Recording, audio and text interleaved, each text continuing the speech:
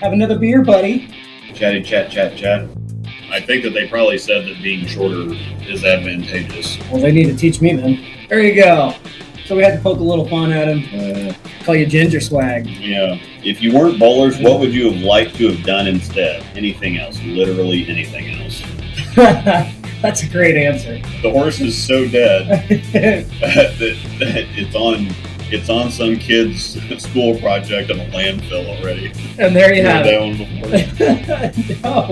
We'll talk about that one more. Terrible idea.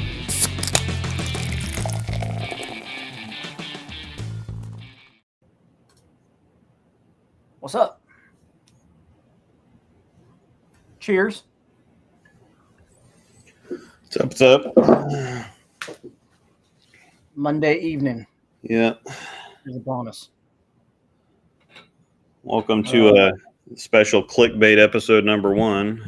I see what you did there. I had to. Oh, People yeah. You got they don't like clickbait, and then they click on it. Exactly. Which in right? turn makes people make clickbait. So this is really So, not my fault. I laughed at it pretty good. Not gonna lie. That's why I sent you that message in Discord and it was like, you got everybody scratching their heads now and wanting to know what the heck's going on. Man, I could have even put it in the thumbnail and the title, but because you got people that definitely want to know what the heck you're talking about. Yeah, it's an Easter egg for our group members.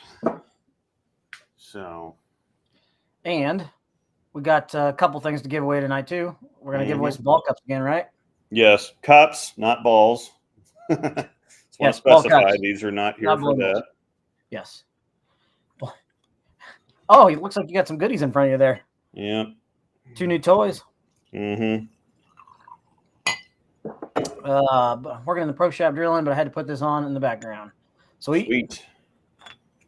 Thanks for listening to us. Couple idiots ramble. Yeah. I am having a Woody Creek Distillery Colorado Straight Bourbon Whiskey. Cask strength, 119 proof. That's the stuff I sampled over the weekend, isn't it? Mm-hmm. Yeah, it's $40 a bottle off. I've got the rye, got the 100% rye version as well. We have that liquor store that has those great specials, and so they were $40 a bottle off, and couldn't say no. Watching live from the airport in Atlanta. Mm-hmm. Sweet. For those that are baseball fans, it's the home run derby tonight. Yeah, everybody's got to love some home run derby. Mm-hmm. Yeah, might catch a little bit of that after the show. Oh, there'll be plenty of that left when this is over. I promise you that. Is this bowling support group? Yeah. No, this is just 2 idiots that like to drink and talk about nonsense. Mm-hmm. And several more idiots that sit here and watch us do it. Cheers. There you have it. Call them Ginger Swag. Mm. We hung out a little bit this weekend. So yeah. Thanks again for having me over, and we put holes in the top speed. Yeah, it was a good time. I got a bunch of leftovers too that I've been munching on. So. Oh, I'm sure there's plenty of food. We got to break in his new grill, so appreciate that. Letting me cook on it. Yep, I got a Traeger grill smoker, or just a Traeger pellet grill, basically. So. They're so cool. So cool. We got about 55 in here, so. Yeah. They're just all waiting to hear what you've got to say about your clickbait material. Yeah. I figure I'll just go on ahead and get that out of the way first. So absolutely, let's fire it up. Yeah, for those just watching, just just tune in for the show to watch normally, and didn't read the description or whatever. A friend found something interesting. And I can't remember, what did he say he was looking for? Oh, no. So we were, there's a bunch of stuff. Swag has metal stuff, and they hear the whole thing about the sparking and whatever else. And so a friend of ours got a magnet. He drilled a swag ball and got a magnet out and put it in the stuff, and it just whoosh. Did it really? Metal shavings or some kind of something in the swag, in the filler material that's making them spark like that. So, interesting. Yeah, so that's why they spark. Now, is that a bad thing? I have no idea. Aside from sparking while drilling, I don't know that there's any adverse effects. It's just one of those things like when Bud Light did that thing about, well, we don't use any high fructose corn syrup in our beer like Coors Light does. And it's kind of like, well, I don't think Coors Light did either, but it's just one of them stupid marketing things that people just don't even think about. They just latch onto and, oh my God, Swag's got metal in their balls. It's like, well, I mean, is that a bad thing necessarily? Yeah, sure. They throw all kinds of sparks everywhere while drilling and buzzing. That's a bad thing, but caution, maybe a fire hazard when drilling this bowling ball. Yeah, but actually having metal, I don't think that's a. Isn't most of their stuff 2-piece balls? Or are they 3-piece? I don't remember. For some reason, I thought it was just cover core. Yeah, it's about like D batteries. If you take a D battery apart, it's just like 2 A batteries put together in there or something. It's funny if you look at some, or like a C battery. A C battery is 3 AA batteries or 3 AAAs, just in a circle there inside the big one. So it's okay. So anyhow, anyways, why is the so we were he came across something looking for foreign materials or what you can and can't have in bowling balls, and he came across this USB-C rule. We'll pop it up on the screen here. So at the time of manufacture, a ball shall be constructed of solid material, i.e. no liquids and without voids in its interior. Okay. This number 2 is the one. Any material added to or included in the cover stock shall be equally distributed throughout the entire cover stock of the ball, except for materials used in logos and other required markings.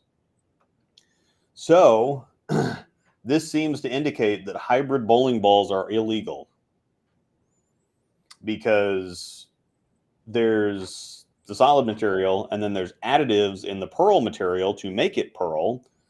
Any material added to or included in the cover stock shall be equally distributed throughout the entire cover stock of the ball. So that this rule was put in effect, I guess, for the quantum helix, because it was like, what was it, your urethane ball with a reactive strip, or it was like a reactive ball with a urethane strip or something else. That was the black and white one, right? The black and gold one. Black gold, yeah. I'm sorry, gold. Yeah, but yeah, it had that gold ring through it. That was either urethane or reactive. I can't remember which. The ugliest ball ever. Yeah, I had a buddy in youth leagues that had one of those for the 2 years I was in youth leagues. Gosh. A Packy bought one here not long ago and was making videos with it. Oh yeah, I remember that. It didn't do anything. But yeah, they don't want that. And hybrid bowling balls are, everybody thinks a hybrid is a mixture of solid and pearl. No, you have solid colors and you have pearl colors, and they pour that together. So you have some color, depending on if it's 2P or 2-color, 3-color. If it's a 2-color hybrid ball, one of the colors is solid and one of the colors is pearl. That's how you get the hybrid. It's not pearl and solid mixed, or like a half shot of whatever they put in pearl balls to make them pearl. Yeah. So that was the so by definition, by rule, looking at it again, any material added to or included in the cover stock shall be equally distributed throughout the entire cover stock.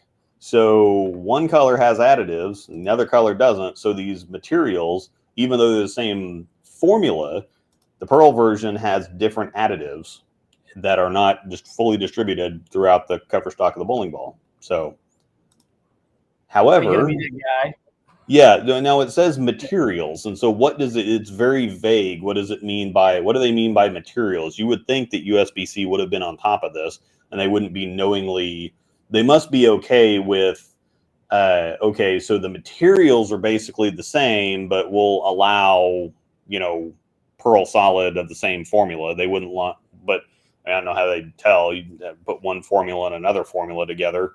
I don't know what their cutoff is or what their definition of that is or exactly what, but it would seem that rule would either seem to exclude hybrid bowling balls or not be specific enough to really, Yeah. Are you going to be that guy, though, that goes up to some guy you're bowling with against the league and say, hey, that ball's illegal. You should put that away. You can't be throwing that. I'm reporting you. But yeah, Yep. it is very vague. So there you have it. There's the bombshell that everybody wanted to hear. Yep. Hybrid balls are illegal, everybody. You heard it here first. Yeah. Thanks to the informant. All credit goes to the informant because I never would have found it on my own. I never would have thought about that either, to be honest with you. Hey, that's not exactly preferred reading material, the USBC rule book. Yeah, no, I'd rather look at dumb stuff on my phone. Mm-hmm. just being honest. Throw the high road out. Yeah. No, gotta keep the high road around. Yep. There you go. Where it says high density material. What about the roto ball that had the solid ball in the middle that you couldn't drill into? Which one was that was I don't think it was a roto ball. That was the CUDA, the old ceramic core. They also had a titanium core in one of them too. Yes. Columbia did the original titaniums, didn't they? Messenger titaniums, didn't they have titanium? Yeah, it was like a tie boss or something. Yeah. I can't remember, but yeah, one of them had like a metal core that was just undrillable. Like, and I actually drilled a couple of the old CUDA ceramic cores, and the other one that had the titanium core, and yeah, the bit just stops. It doesn't even try. You hit the metal and you're just done drilling because the bit just hits it and it just. Oh, that doesn't surprise me. Yeah. Does Luke have any balls from Expo? He's actually got a couple right in front of him. Many Buff has died to give us this information. No. Slow golf clap for that one. That's pretty good. Yeah, a couple in front of you. Yes. So yeah, this is really weird. I got the. They don't want me saying this probably, but I already have I've got the Tour Dynamics and the clone. We filmed for those yesterday. However, these just showed up today. So I don't know why I got some balls that are coming out in August, like a month early, or a month before, like 7 weeks early, like a month before I can even put videos up or whatever else. They usually give us a little bit of time to, to get videos prepped and whatever else. But these, everybody else got them first. So Tamer's got something up. The hype has Charles Hutcherson from the hype has videos up, and I just got mine today. So Tang has Tang posted a short, I think, of the Exponent. I did see some of that. Yeah. I think it was the Exponent. Well, Luis got a little teaser up too. He filmed for these the other day, but he's in Vegas, so he's a whole lot closer. We're an extra couple shipping days away from Utah, and so yeah. And the tour guys always get theirs early, so which they should. It's just a little weird that. And the other thing is when on release day for these, that's the day, which is the 28th of this month, July. Yeah. I can release videos. That's the 3-week deadline where I can release videos for the clone and the Tour Dynamics. They're going to want me talking about these. But video day for those video day for those other ones is release day for these. So they did announce the clone, right?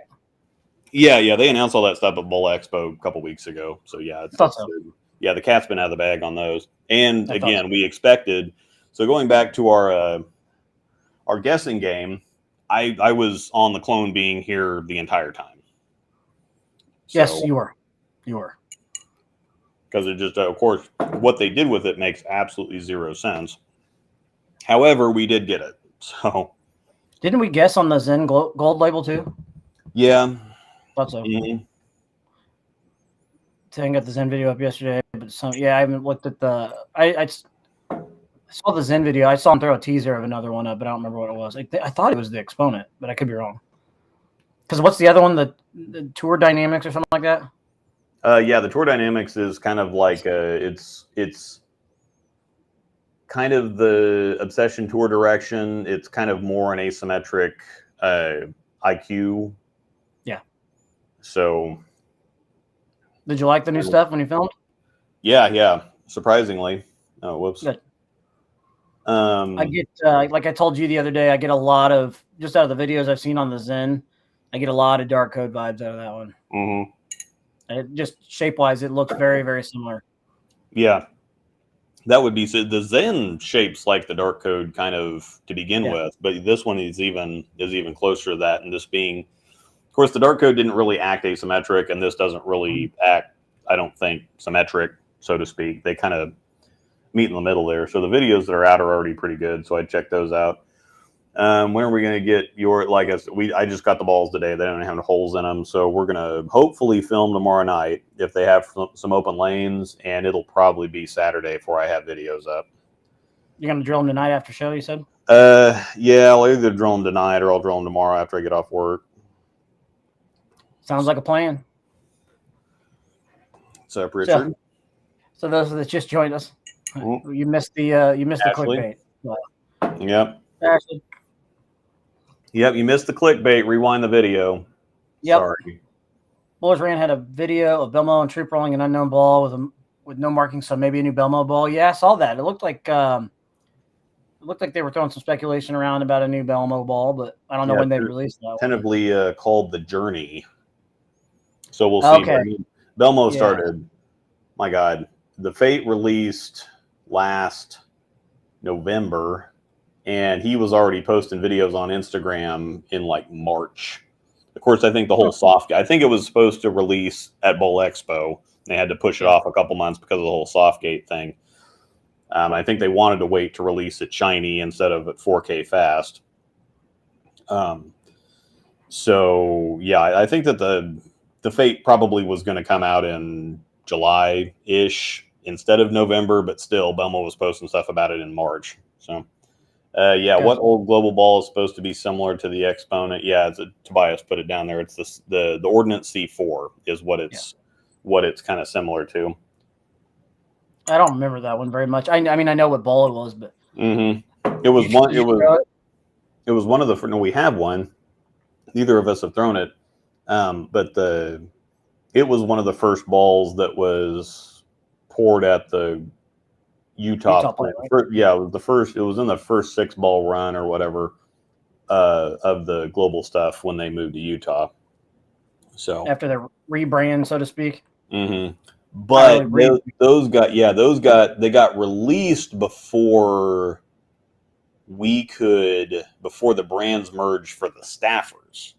So the brands merged, but then I think we had like a year where the staffers still couldn't. The pro staffers could throw, could intermix it because Barney, they let Barnes, they let the global staffers supplement with Storm and Roto stuff.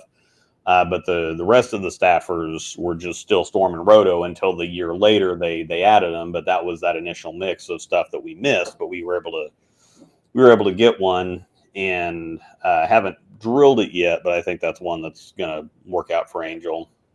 Didn't they do that with Barnes and those guys on the tour? Because correct me if I'm wrong, but when Global not so much went under, but not when they shut everything down and discontinued all their stuff. They didn't really have anything to throw, so that's why they had to throw the Storm stuff. Am I right? Didn't they just disco everything? Yeah, they they had to because you can't. Well, this is weird because when you have them at different plants, you're supposed to recertify them through USB-C. Yeah. Or something, but the Hustle Inc.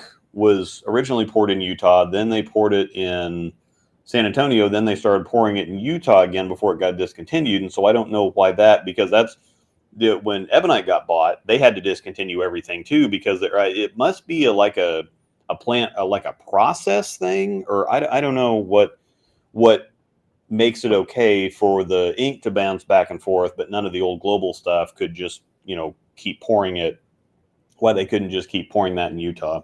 Didn't Storm didn't they pour some stuff down? I really don't know, and I could be for asking this. Didn't they pour some stuff down in the global plant?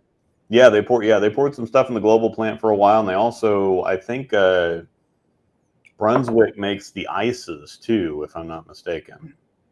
Brunswick makes some stuff for them, or they might make the tropicals for them. Oh, okay. I knew that those were not poured in Utah, or I couldn't remember what ball it was, but I knew that Brunswick did something for him, and I don't remember which one it was. It was a mix, wasn't it? Yeah, that might have been it too. I can't really remember. Yeah, but I know that some stuff got poured in San Antonio, and some stuff got poured in Mexico. So, Brandon Atwood, nothing bowl related. What are we sipping this evening? I'm just basic. This is just Jack. yeah. Luke's got the good stuff. Yeah. Cask strength Woody Creek Distillers bourbon. And then I'll have the rye version as soon as I sip this down here. That's really good stuff. Yeah, the tropicals are from Brunswick. I had shoulder blade itches and it's driving me nuts. Yeah. There we go. Storm doesn't have a made in the USA. It's a big B pour. Oh, yeah, and they have the stickers because I've gotten a couple. I think it might have been the mix or something else, but yeah, they'll have the stickers on them. So, guess I've never paid attention to it. Yeah, no. Love you guys, but no. Mm-hmm. So. Oh, I see our little banner on the bottom. You put in there what we use. Yep. Nice touch. That's it. Yeah. I thought so. I thought this was stupid initially because I'm like, oh crap, they're putting out some new naming convention thing of they're naming their covers differently now instead of the S70 S whatever else S77. Now it's Reserve Blend batch number 801. Then they released a Zen Gold Label cocktail and a mocktail. You can go on the website, and I shared it on Facebook, but you can go on the website and they made up a cocktail for this. And looking at let me actually pull that off the website because these are freaking cool. So I was moaning about this for a minute until I started looking around. Right. Let me see. I thought I saw that they did something with cocktails. Is one of them just a regular, like a virgin cocktail, and the other one's just does the other one have alcohol? Yeah. Oh crap! Why not have Green Shot on here? Storm promoting drinking and alcohol did hell freeze over. Yeah. Oh goodness. Let me download Green Shot real quick. All good. Yeah, for anybody, Green Shot is a really nice screen capture. What is it? It's a screen capture software. Green Shot? Green Shot. Yeah, we actually use it at work, so it's pretty freaking sweet. Maybe I'll use it for work myself. Yeah.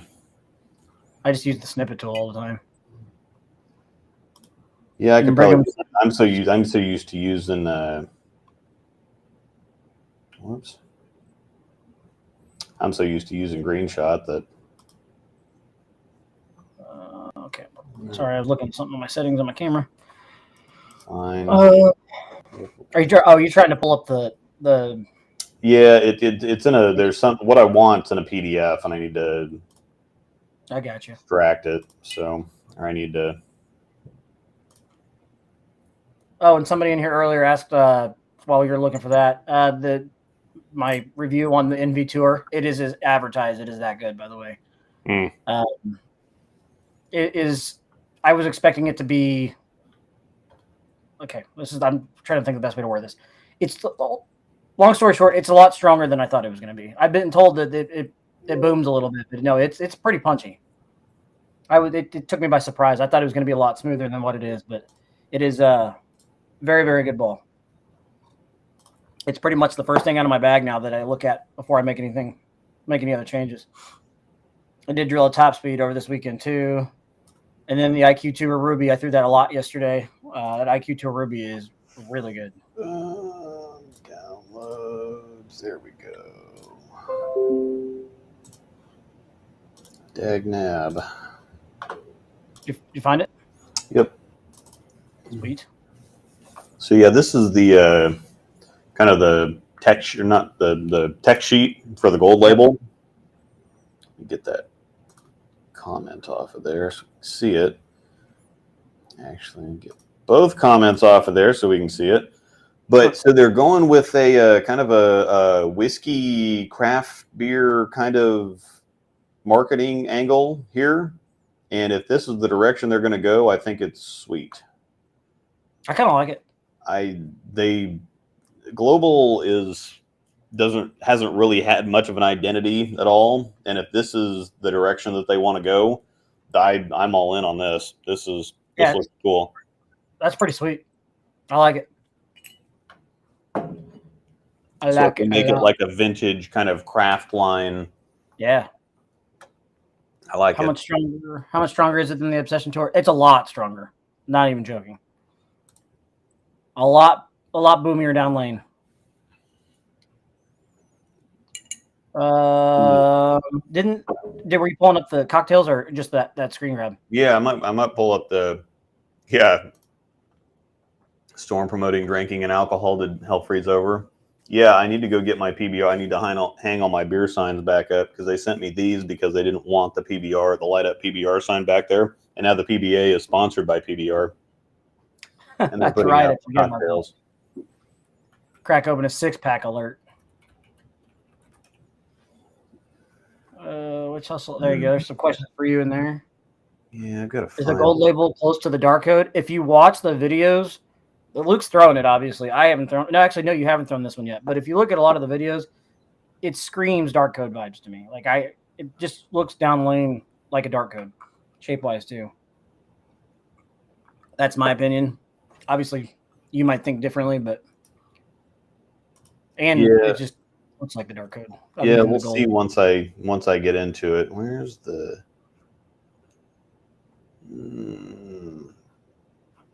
lane life now?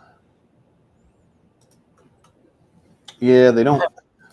Yeah, they don't. They advertise it, but then they don't have it anywhere on the website that you can get to. But her website's a dumpster fire anyway. Facebook's where I saw it. PBR is great at one now. I actually like PBR, so boom. Some people don't, but I do like PBR. Our website's a dumpster fire. So. Let me see here.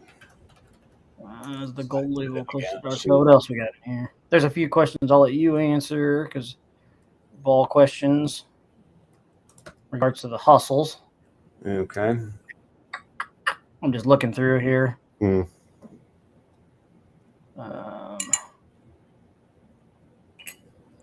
There's another ball question here. Yeah, let me global. Let me go down. Wait, basic beers taste different? Yeah. I mean, PBR tastes different to me, in my opinion. I like it. I always have. Storm Bowling Drink of the Month. It'd be nice if you could actually get to this on their website. Are you going to Facebook? Yeah, let me share my screen actually. There we go. Here we go. Are you 21 years older? Yeah. So yeah, here you go. They got a mocktail on here, and again, it's stormbowling.com drink of the month, but there's no. If you just go to Storm's homepage, you can't get to this, or if you can, they hid it. But that's our website. Most of the information about the new balls is wrong, and it's terrible. So this is the branding that they're going to do. You'd think it'd be easy to get to on the website, but whatever. Yeah, but yeah, this is kind of cool. They have the little, yeah, like this is really cool. And so they have the mocktail. So if you're not a drinker, you can still have something fun. And this sounds good. You know, blue Gatorade, fruit punch, topped with Sprite, whatever else. The cocktail, 2 ounces of vodka, 1 ounce of brew curacao, 3 ounces of fruit punch, topped with Sprite. Optional, add gold glitter. Yeah, I mean that looks freaking cool. I actually was, if I was thinking about that, I'd actually get this and make this. So, yeah, drink of the month. So they're going to have a different drink every month. I need to actually get the stuff and make this. Yeah, it sounds tasty.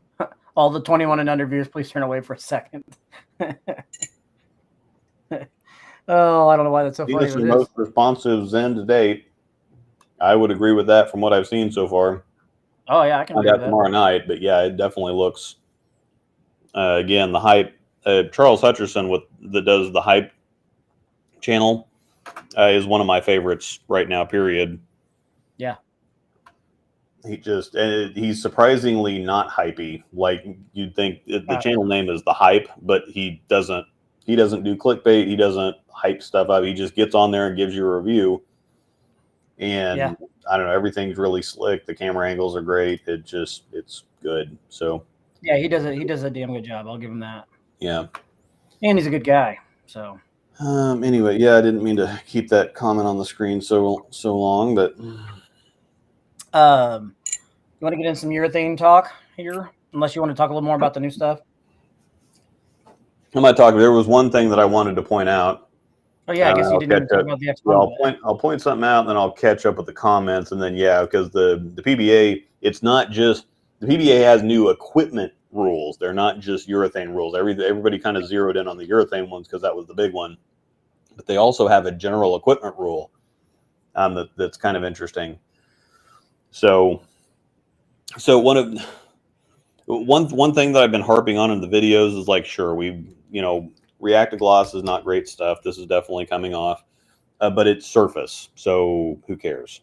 If a surface doesn't work, change the surface. We can talk about the little minutia and all the little random bullshit for as long as we want to talk about it. But if the surface is a problem, change the surface. Nobody cares. However, I have all these. There's a lot of people that are afraid to change surfaces because they're like, oh my gosh, what if I change it and I don't like it? Like, well, you can just change it to something else, or you can change it back. That's the beauty of surface. You can do whatever you want to with it. Don't be scared of it. And the other thing that the box surface purists are always saying is that, well, you really should throw the ball the way that the company designed it. I shouldn't have to change the surface of a ball. I should be able to just go on ahead and throw it out of the box, in which, okay, I mean, sure, go on ahead and throw it out of the box if you want to. You're not going to be competitive, but whatever. If that's the way that you want to do it, then that's the way that you want to do it. However, so if we want to take a closer look at this one right here, the one extra point that I've made to people, this ball comes at 4,000. Does this look like 4,000 to you? Heck no, that looks way more than that. The 4,000 process is 500, 1,000, 4,000. It looks like they forgot the last pad because this thing still has lines in it. Oh my! Look. This is not 4,000. This is what they look like when I pull them off the 1,000 grit pads on the resurfacing machine. Like, it's still got lines in it. We lose the light as soon as I get it closer to the camera. Oh, it looks good. I mean, this is not 4,000 grit. So just because it says 4,000 grit on the box doesn't mean that 4,000 grit is what you're actually getting. So for all you box surface purists, if you want to experience the ball the way that the company I want to, this is the way that the company designed it, and this is the surface they wanted at, and so that's how you should throw it. And it's like, well, I'm going to have to get this ball to where the company intended it to be at. I'm going to have to do some stuff to this because this is not 4,000. So that's why you change the surfaces so that exactly where you're at, because not everything comes right out of the box at exactly what it says on the box. But this is not a problem because changing surface is a thing. So you can rant and rage about, oh, it says 4,000 on the box and this is way super dull. It's like, okay, we'll just change the surface to 4,000 then. Is it that big of a deal? It's not a big deal. So that's what I kind of go back and forth about. And that's why I say, if you get a ball, change the surface. That's part of the breaking in process, and that way you know exactly what it's at. If you change the surface, even if you just recreate the box surface, that that's exactly what it's at now. Yep. So if you go 500, 1,000, 4,000 on this ball, it's going to look completely different than this, and that's going to get you to how they intended it to be in the first place. So I rarely throw the box surface out of balls. Mm-hmm. Think of the last one, other than like I think the NV2 I threw at surface. I knew it was going to hook at my feet, but like the top speed, I didn't touch it. I thought about it, but it came with enough. It looked like it had enough of the shine knocked off of it, so it was okay. But yes, don't be afraid to change surface. Surface is your friend. Yeah. I'm missing the reference here. Hopefully you can read it correctly for your videos, making me laugh how everyone is reading top down from the label. Oh, so the exponent, probably the Ponentex. Is that what everybody is saying? The Ponentex. Oh, I see what you're saying now. Mm-hmm. I got it. I don't know if you saw this or not, but Richard sent you $5. Okay. Oh, yep. Cool. Thanks for sorry, Jay. I'll hop back to you. We got the priority here. Would the Summit Gold label be a good 1-2 punch? It should be. It should be. From what I've seen, again, from the Gold label, because the Summit and the Zen are a good 1-2 punch. I think the Summit, they share a lot of similarities. The Summit's just stronger. From what I've seen of the Gold label, it's cleaner and sharper than the original, and it's also a little bit more continuous. So yes, if I get the same experience versus the Zen as everybody else has, then yeah, it'd be perfect, because the Summit is early and rolly and strong, and when it gets a little too early and flat, this should be a virtually perfect step down to get you further, to still have that strong roll, because the core is the same. Yeah. The other Zens, which is a very early rolling, very rolly core. Yeah, if you get the same general core motion from the core, but a cleaner, sharper cover, then yeah, it should be a perfect bowl down from the Summit. Cool. Thanks for the $5. Yeah. You were finishing up what's his name? Yeah, I'm coming back to which hustle is better, the Rip or the M&M. Not sure which one to try first. Better is always relative. It's one of those things where it's hard to. I've been favoring the M&M, but the Rip, I think, is what everybody else has been favoring. That's definitely the one based on my views of those reviews. Everybody's a lot more interested in the Rip because it's close to the camo, which was close to the ink. The Rip is basically the ink reborn, and I think that everybody's been kind of gravitating towards the ink. I've been throwing the M&M more, but better is kind of like, it's like saying which is better, a 5-iron or a 7-iron. Better is relative. Now they're both good at what they need to be. Yeah. Now a 4-iron, on the other hand, is just a terrible club. It's just a terrible club. I've never hit my 4-iron. I need to go out and just hit my 4-iron, because I have never hit in this bag of clubs. My 4-iron is terrible. I've never hit it good. Can't tell you I even own a 4-iron, to be honest with you. Yeah. I don't need to own a 4-iron. I really need to it's either just skip that club. If I'm at 4-iron distance, I'm also at 3 hybrid distance. So I have a 4 hybrid. I do have one of those, but I do not have a 4-iron itself.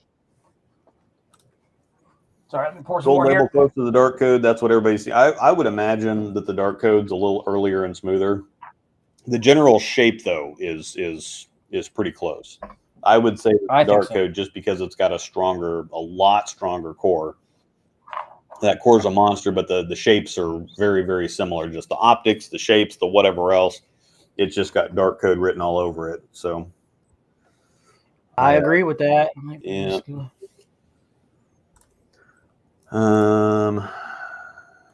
Global's come a long way. I was on staff with them back at the freight train and the dirty look. Yeah.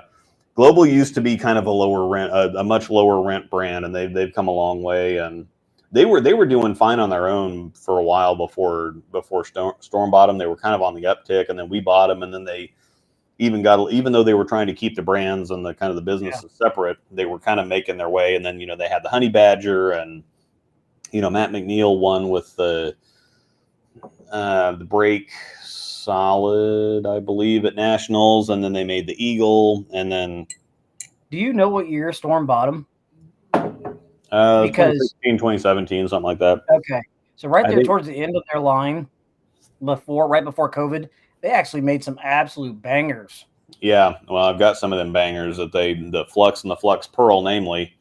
Angel's got a space-time continuum somewhere. So yeah, we got some of the oldies and the goodies sitting down here. And they had the money badgers were really good. Not just obviously the honey badgers, but the money badgers weren't bad. And yeah, they were making some good stuff. PBR. Yeah. I like all things beer. What balls do you plan to compare the gold label to? The cover on the gold label looks a lot like Rex on the Night Road and kind of shaped like a fate. Yeah. So that's what I'm kind of thinking. This looks a lot like REX, or the other thing that I can't decide which. It's either because the regular Zen, the cover on that is basically R3X, which is a little bit stronger, earlier version. I thought that I used to think that the X denoted that they added nano to it, but I guess that's not the case. But the X versions are stronger than the regular versions for whatever they do to it. But I'm also thinking that the Zen cover, I think, is a little bit stronger than this one. They went a little bit weaker on the cover, just tweaked it a little bit to get it to go longer and be sharper. I'm thinking this might actually be R3S that's on the Revenant, or something in that general zone, because I could see the Revenant with a stronger core acting exactly like this. So, but yeah, it does also kind of resemble REX. I'll have to actually I'm drilling this one, Angel's drilling this one, and so I'll see hopefully tomorrow night what it actually does, and if it is more R3S, which is weaker, or REX basically. So I'll be able to see what the cover difference is. But yeah, hopefully I'm going to compare it to all kinds of stuff. But I'm so far behind. I'd never got anything else out for the Summit. I wanted to compare that to some other balls, and then I didn't really get a whole lot done with the Duo. And I'm almost a year behind on report cards, and so I've got a bunch of stuff to do and no time to do it. So. And you don't even have regulars in, right? Not anymore. I do have plenty of footage because I drilled a couple of them. And so I'm going to drop down and do a lane level shot. I'm going to have them run a lane of the house shot because that's all I had the Zen on. So I am still going to throw this on Chromium so that I can compare it to all the new stuff, but house shot so that I can compare it to the original Zen. It's a good thing you got that footage then. Yep. Sorry. Keep going. Yep. Stop being so busy. Just do YouTube content, please. Say what? That was good. William Durfee, stop being so busy and just do YouTube content, please. Yeah. My job's actually gotten busier. So I used to be whenever I had some slow time, I'd be able to take care of some stuff. Or they actually want you to work while you're at work. Yeah, I know. What the heck, man? Bullshit. It's a bunch of Kind of life bullshit. we're living. Yeah. Actually, I have to work at a state job. What is this devilry? Oh goodness. Looking back at the comments too here. Yeah. Instead of doing a ball review, you should do a drink review for the Yeah. Really good. Yeah, I should do a drink review. That'd probably be pretty popular. Mark, we haven't got into the equipment changes yet. We will soon. Yeah, So I'm going to catch up with comments here, and then we'll be right into it. So, Hype Guy compares different companies' balls, which is nice. Yeah, it's not something that people can generally do. He is associated with Bowler Smart though, and so he's down there in Florida where headquarters is. So he has kind of an in so that he can get all that stuff without paying for, like Jason Eubanks, the Hit It Harder. He pays for everything. He just buys stuff. And that's just kind of impossible to. Can you imagine doing a ball review channel where you have to buy all your own equipment? That would be expensive. Yeah, that just it's not even worth it when you get them all for free. No. So I mean, that sounds awful, actually. Everybody said Stu made the gold label look like a magic ball. Yeah, it did. Look good. Only 2 urethane balls do not need to be changed for PBA new rules. Can anybody name the 2 urethane balls? One is the Swag Buffalo. Believe it or not, and J.R. Raymond threw it at a regional, and it looked really good for him. And it's 81 hardness. That's going to be the interesting thing. And really? I think, and Oh yeah, this is our this is our swag guy anyway. So yeah, it's the Buffalo #1. I don't know what the other one is, but none of the microcell polymer stuff needs to be changed because it's not technically urethane or doesn't fit their definition of urethane. And so I think that a lot of motive stuff, like that tank yellow jacket, looks nasty. Looks great. Mm-hmm. The carbide was really, really freaking good. Yeah, all their microcell stuff. So I think that's going to be they're going to start throwing that. We'll talk about in a minute what the other companies are going to do. I have no idea. My tank blitz just got more valuable. Yeah. Yep. Had to change the surface on my night road and it reacts much better now. I did not to let the cat too far out of the bag since we still got like 2 weeks before I can put a video up. Actually 18 days, 2.5 weeks. Holy crap. The clone, I did my normal thing to it. I just took it down to 1,000 on the machine and, put step 2 on it, kind of shine it up a little bit. It was terrible. I mean, it was basically like, God, RSTX3 meets Zen Master. Like it went 5 feet it wanted to roll early, but it kept going 5 feet too long and then just puking. I lost count of the 710s I left, and then I threw it back in the bag, and I thought, okay, well, I'm the one always preaching about give it a chance, try some different things, put some surface on it, whatever else. I'm like, I know I'm just going to get crucified if I just throw this back in the bag and never throw it again. And so I just took a 2K pad out and kind of lightly scuffed it up. Amazing. I couldn't miss after that. It was just a fish in a barrel. And I've never had a ball be completely different with just a little surface change. You're talking about the night road, right? Well, he's talking about the night road, but I'm talking about the clone when I was throwing the other day. Oh, I'm sorry. I thought you were talking about the film for the clone.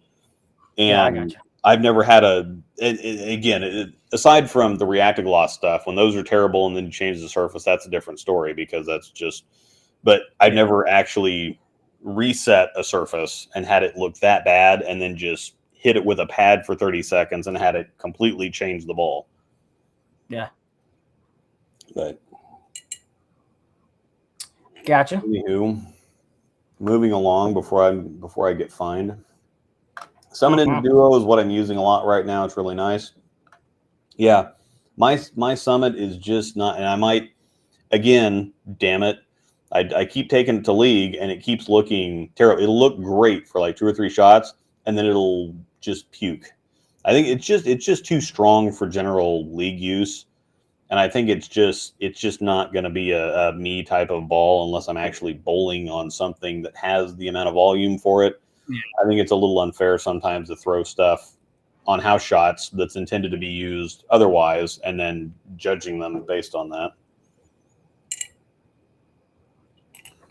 I do want to get my Duo back out, and that's more a house shot strength. It's just way too flippy. So I might just, I might just take I just wear out some 2000 pads here.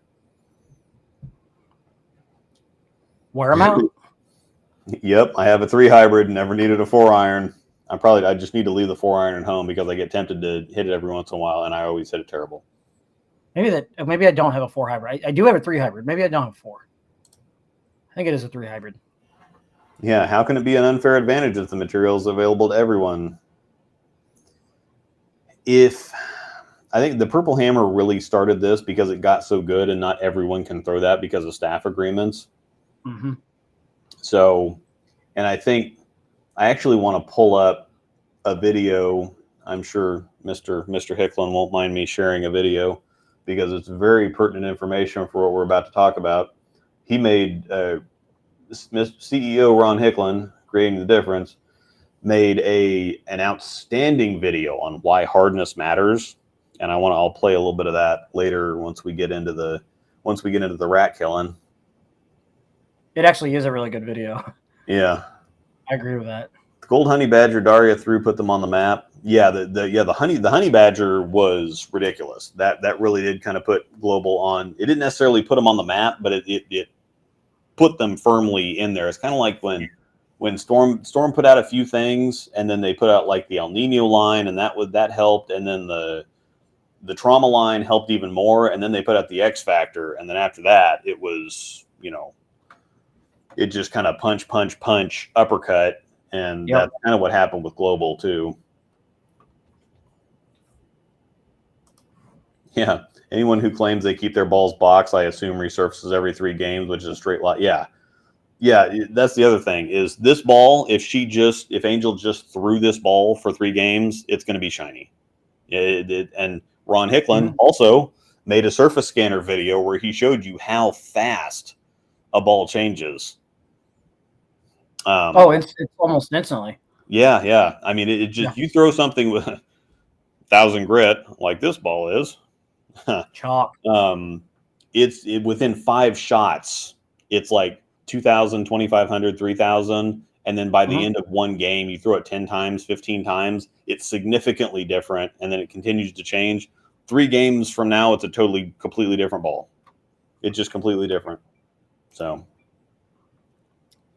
Yep. Yeah, we hit this one. Stop being so busy and just, YouTube, easy peasy. Yeah, I said, please. I'm dumb. God, it just takes so long to do. I mean, the writing takes the longest, and then it's normally about an hour or 2 to write a video, and it's like 3 hours to put it together, and then it's just finding the 5 hours, bang to actually get stuff done, and I'm just not gonna not do anything else to make ball videos anymore. So it is a lot of work. Yeah. I'm sure Angel's happy you're getting another Zen that you're going to throw for 5 games and then never throw again. Yeah. Zens, 2 Zen Masters. I gave him a shot, and the Zens at least look good for the review. The Zen Master, no matter what I did with that, it just looked terrible. Your favorite ball of all time.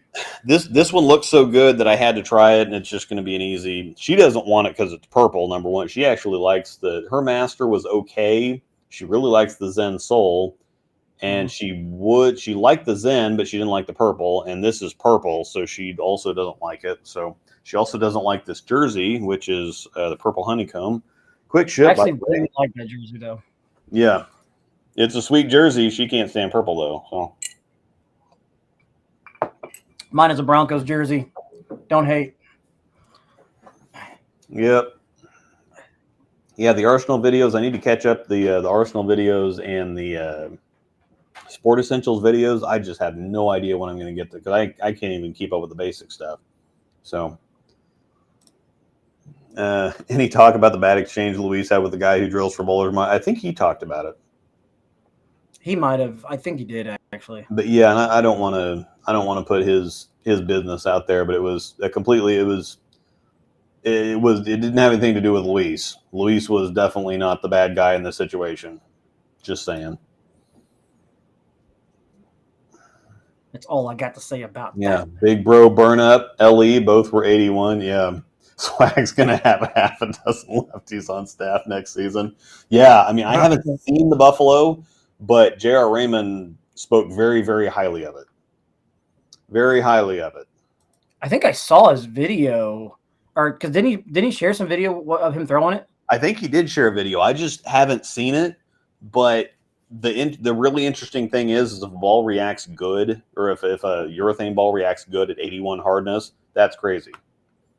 Yeah, it should go straight. You haven't got an inclination of what the people in Utah are going to do with the pitch black. They never tell us anything because staffers, I'll say it again, the staffers are the absolute worst about blabbing stuff. They cannot keep their mouths shut, and so we are the last people that are ever going to hear anything about anything. And that's a good thing because our staffers are idiots. So 90% of our staffers are idiots. There's which still means that there's several hundred good ones because we have 1,300 staffers. So 90% of that's like 150, 130. That's ridiculous. Yeah. That's a lot. That is a lot. Hey, the Donkeys Charger fan here. Did Motive have the PBA's ear regarding the testing such that their MCP stuff would pass? No, I think it's just that the MCP stuff actually absorbs some oil. And so the PBA developed some kind of correlation between absorption rate and what they term like urethane, quote unquote urethane. But I mean, spec that Storm had was very urethane-ish. but it wasn't urethane. It had a very low absorption rate, but it did absorb some. It reminds me a lot of the spec balls. Remind me a lot of the Forge Flare. So yeah, just chuggy. Well, here's the other thing. No, you can't,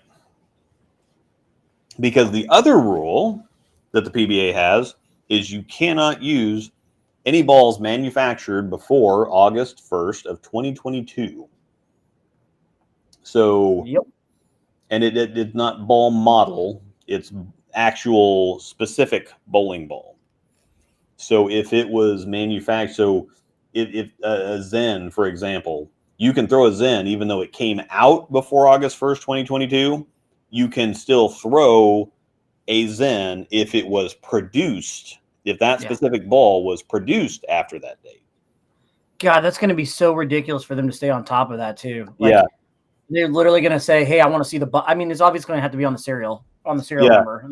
All balls. And I learned this I didn't know how to read our serial numbers. I'll just admit that straight up. But I think it's a pin in somewhere. Okay. So the way that we read these is the first two numbers are the year. So this is 23. The ABC, so there's 3-letter SKU. So GZG is just the ball, the specific model number, basically. So the next one is the month. So A is January, B is February. So this one is F. So F is the 6th letter in the alphabet. So this was manufactured in June. The day, so this was manufactured June 29th because it's 23, so that's the year. Then GZG, which is the part number. F is the month, so that's June. The next day is the day is 29. The inspector is G, and then this was the 113th ball inspected that day. That's confusing. So whenever you use a ball, if you take 8 balls into a PBA tournament and you only use 3 of them, you only put 3 of them on your ball card, and you have to put down the ball model and you have to put down the serial number. So they're going to be able to tell by the serial number whether or not that ball was manufactured after August. And so it's one of those things where if you submit that card, they're going to have somebody checking it afterwards. And if they found that you used a ball, then there's going to be some kind of penalty, or so it's going to be very much on the bowlers to keep track of it. Yeah, because they have to put the serial number of the ball on the card. Yeah. So yeah, it's the model and the serial number. But every company has a certain, meaning behind their serial numbers. Yes. So the bowlers are going to have to be on top of that and know what's going on. Yes, no pink idols for Simon. Yeah, this is Angel also mentioned something else. Reactive balls continue to cure over time and harden. So yes, reactive balls continue to cure like concrete does. It never stops curing. Bowling balls, reactive balls kind of do the same thing. However, the urethane balls don't. Brunswick put out something very interesting that they said since oil tends to sit on the top of the ball, there was something that was contaminating. Again, it was a durometer needle contamination something, because the oil sits on the cover instead of getting absorbed. It causes it to read falsely soft. It doesn't actually get softer. However, reaction will tell you otherwise. Oh, that's what you really do with ball reaction, yeah. Angel hates Grimace and Barney. Oh, that's good. Yeah, Luke proves staffers can't keep their mouth shut. I used to keep my mouth shut. That's boring, though. Yeah. So this is the thing. Yeah, this is the other thing. No pink idols for Simo. Oh. He can throw them elsewhere. He just can't throw any idols on, because that was always these. All of the pros have their special, super old, vintage kind of balls that they use quite a bit, and that's all out the window now. You're using Can't throw the grenade anymore either. Yeah, you're using fresh stuff now. Just period. I think you're going to see a lot. I could be wrong, but I think you're going to see a lot of short pins out there now. Yeah, you're going to see a lot of short pins, especially from the lefties. The microcell polymer, I think, is going to dominate. Oh, yeah. The companies will come out with something, but a lot of the time, unless they already have something in the works, it's going to take a year for the market to see anything. Oh, yeah. And these rules go into effect January 1st, 2024. So, and you've got Simon. You've got a guy like EJ that's licking his chops over that new rule. He hardly ever threw urethane itself. He usually threw microcell anyways. Yeah, he doesn't, and he doesn't even throw microcell that much. So I mean, only other option he had was the purple tank, and the purple tank was garbage. Yeah, new pitch black extreme blow. that honey badger. Yeah, I wonder if this will have manufacturers doing more limited runs just for the pros looking for certain pieces. I really don't know how they're going to handle it. I really don't know how they're going to handle it. Packy posted a video a week ago saying the Purple Hammer was rip. Yeah, well, and this is the thing, is that I'm not sure, because everybody else outside the PBA, again, this is another one of those things where it's PBA only. So unless you bowl PBA tournaments, you are not affected. You're just not. So you can keep throwing pitch blacks and Purple Hammers and whatever else. And I think the purple is popular enough. And if the pros are bowling anything else, like this is a weird opposite thing where all the balls that got, banned or soft banned by with Storm, the UFO alert, whatever else, they could still throw them on the PBA. And so all those guys, you could still see Belmo throwing the alert. You could still see people throwing all this stuff that got, banned by the USBC. So they couldn't throw it in the US Open and the Masters, but they could throw it on the PBA. Now you're going to have at the Masters, unless USBC comes out with something, you're going to have Purple Hammers and pitch blacks and whatever else show back up at the Open and the Masters, but not on the PBA. So, and you can still throw them at nationals. You can just anything that's not a PBA tournament, you can still throw them at. So I don't know why they would discontinue a Purple Hammer or a pitch black just because you can't throw them on the PBA, because that doesn't affect 99.5% of the bowling population. So I can see what they might do is maybe not disco it right away, but kind of feel the market out once the new change go into effect, and see how much they're actually selling them. I mean, they're still the Purple Hammers are still gonna sell. I'm sure Storm's still gonna sell pitch blacks. Yeah, I don't think that there's any reason to stop selling those balls. I don't know if I want one with 81 hardness though. Yeah, I don't know. I'm gonna have to pass on that. My Purple Hammer is sitting there nice and pretty upstairs. Guess B7 will create a new Purple Hammer Tour Edition with 81 hardness. The limit is at 78, but it's 78 for traditional urethane because they expect it to get softer. They're saying 78 so that it won't fall under 73, which is the rule that they have for all the reactive stuff. In the window, right? In that 2-year window, whatever it is. Yeah. So it has to be, again, it's one of those things where it has to be manufactured after a certain date. Yeah. And then it has to be above 78 hardness.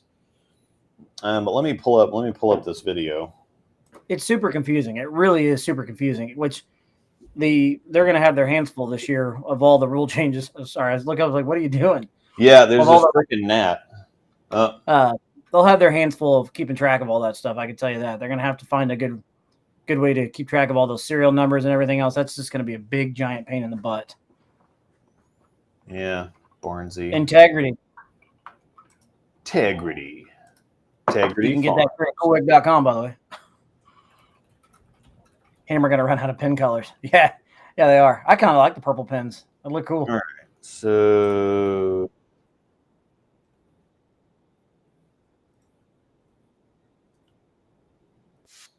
All right. So there's a bunch of stuff in this video, but I'm going to go ahead and play the pertinent part. They tested in this video, which I'm going to go on ahead and link this so that you can watch the whole video. I don't want to show their whole video, but this is a fantastic video that I highly recommend you watching the entire thing. I don't want to play their whole thing on here so that they can get their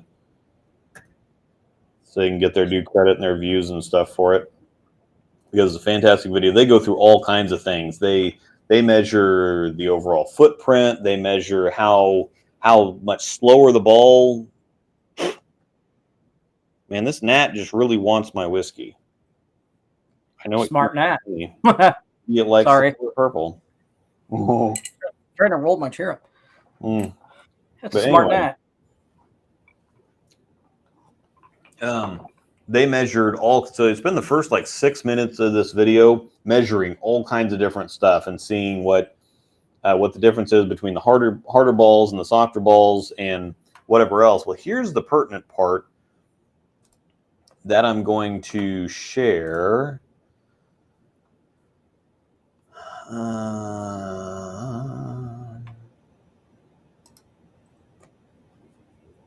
Share screen.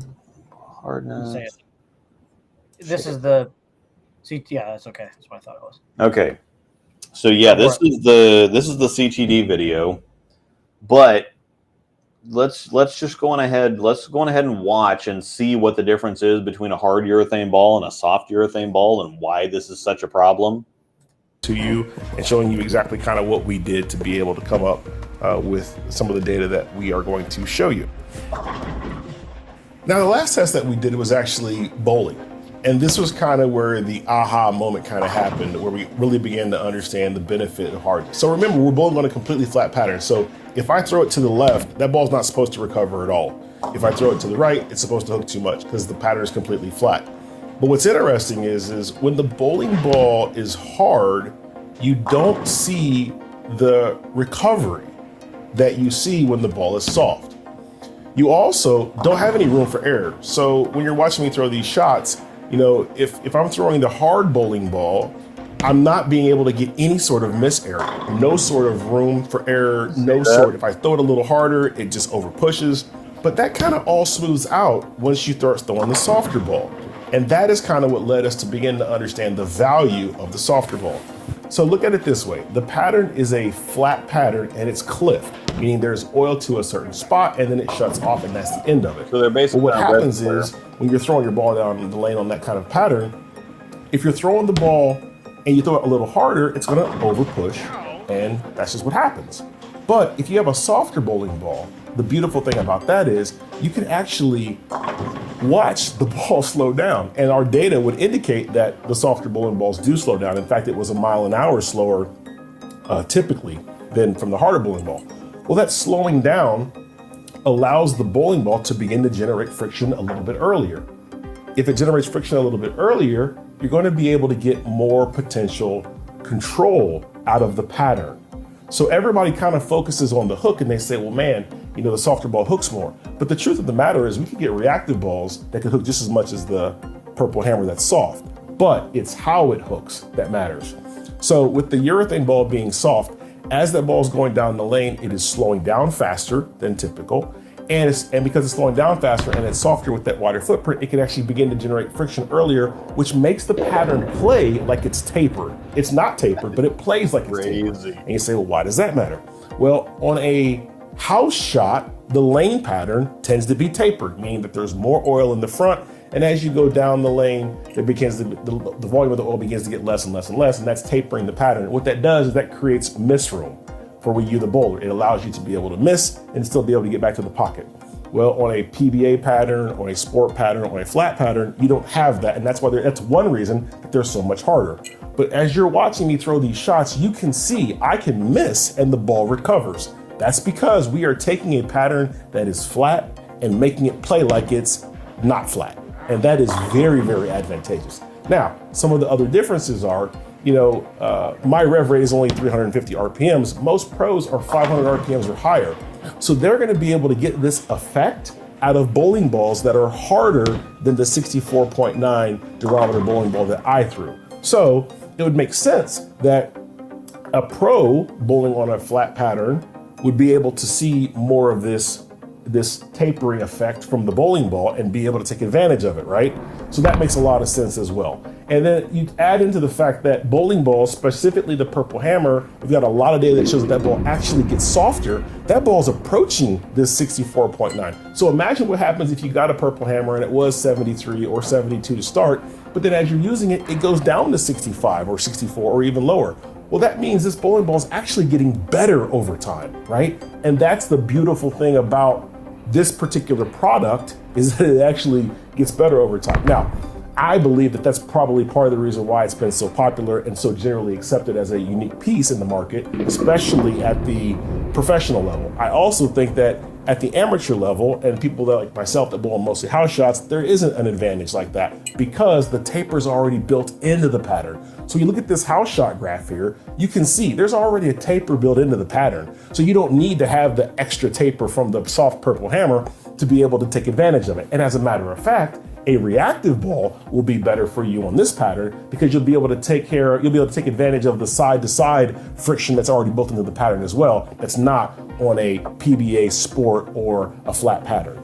So that's why a lot of times the league bowler does not need to be able to get a bowling ball like a Purple Hammer to be able to score well. They can do just fine with the Tanner reactive ball, but that's also why the pros who are at higher rev rate, they're bowling on flatter patterns, they can take advantage of this unique situation with the Purple Hammer. Now the last. All right. So Good stuff. Gaz brings this up. He says, I'm seeing more recovery. I haven't seen much hold on a miss in yet. The thing is, though, on red square, you don't have miss room either direction. Any direction. Yeah. You could throw the exact same shot and throw it a half a mile an hour slower, and you're done. You throw it just a little hard, you change. I mean, anything that changes.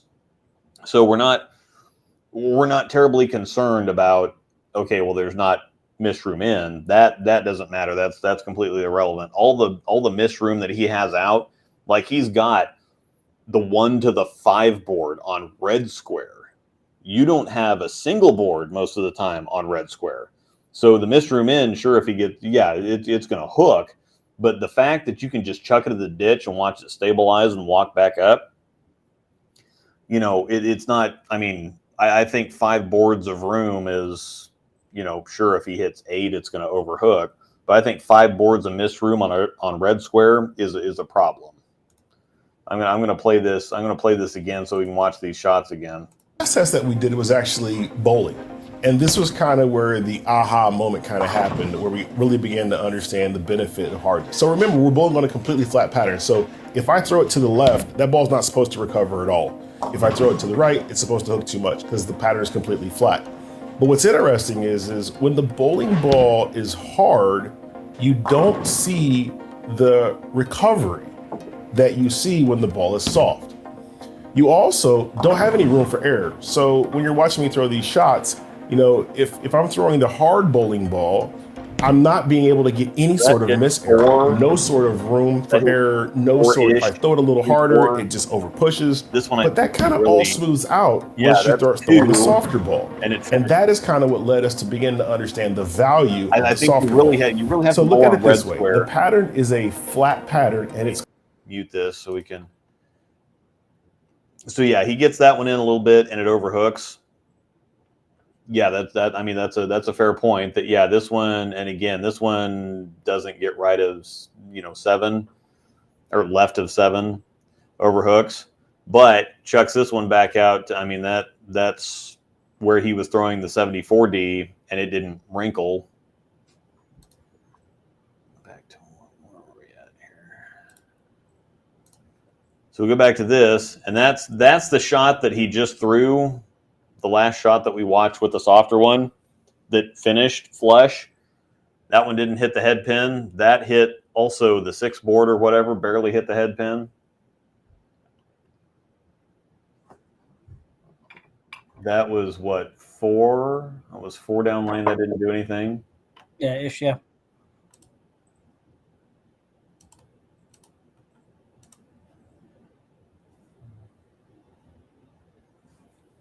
Then all of a sudden, crush. Wakes up. If you have this look, again, like look here, if you have this look where you've got the pocket at 5 board and 2 board, I mean, it's just game over. So all we had to do is look at those last 2 shots. These are irrelevant, the ones that overhook. If he can strike from 5 board and 2 board on red square, that's all I need to know. So, yeah. I mean, it wasn't an ignorant comment. It was something to point out. It's like, well, the harder one is not going to make it there. The softer one is going to hook, and if he gets a little bit in, there's no forgiveness on the inside. But having like 5 boards of mist room to the left is substantial. So, oh, definitely, absolutely, it is. That is a pretty good video, actually. Mm-hmm. Yeah, so I'm going to post. Well, I posted the link. You did, yes. There. So yeah, I would highly encourage everybody to go watch that video in its entirety, because there's 6 minutes at the beginning that you didn't see where they explain all kinds of the different testing that they did and whatever else. It's a fantastic video. I would highly recommend going and watching it to understand why these rules are the way that they are to begin with. So here we just gave CTD all their views. Mm-hmm. Tell CEO Ron Hicklin you better give us a shout out. Yeah, on this one they deserve it. I mean, it was a fantastic video. No, it is a really good video. You're right. So you are not wrong, my friend. Now, the argument can also be made. It's like, well, why is that bad? Because you have, like, whenever we go golfing, we take, and this is we had a discussion on this in Discord, and the point is raised, at least even for devil's advocacy. It's like, okay, well, why is that bad? If you are using a tool to combat a certain situation, where do you draw the line as to what is fair and within reason and what is egregious or out of bounds or whatever? Because we take 10 clubs, 12 clubs to the golf course. Yep. People will carry in 5 different degrees of wedges. We'll have the pitching wedge, and then we'll have the 51, the 53, the 55, the 59, whatever else, the 61. We have a driver to tee off with on the long holes. We have a putter for the greens. We have all kinds of different clubs for everything. Those are all fair, but why is, when it comes to a tough condition, why can't we use a softer urethane ball that is the way to combat that condition? Where is the line drawn? Why is it drawn where it's drawn? And that's, I think, the problem that you get into, is that a lot of these rules in all sports are just a general guesstimation of what feels fair versus what feels unfair. And watching Hicklin with that soft purple hammer on red square, that just looks unfair. Yeah, I agree. Just from a general. I mean, the ball shouldn't be doing that. Well, and that's the thing. But the argument can be made. It's like, okay, well, if it is, that means it's the right ball for the condition. Yeah. But that condition is meant to be a whole lot tougher, and barring that one specific instance of a way too soft urethane ball, that pattern is brutal. It's unforgiving. Yeah. But if you have this one specific piece of equipment, it almost turns it into a house shot. Yep. I agree. So, agreed. Do you think the USBC, or do you think the rules will be used in USBC? See, I don't think they will. I think what will happen is if the USBC does any kind of thing, it'll be for the national championships by themselves. Junior gold, wouldn't you agree? Junior gold, yeah. Open championships, Queens, US Open. I don't think you'd see. I don't think you'd see anything like that.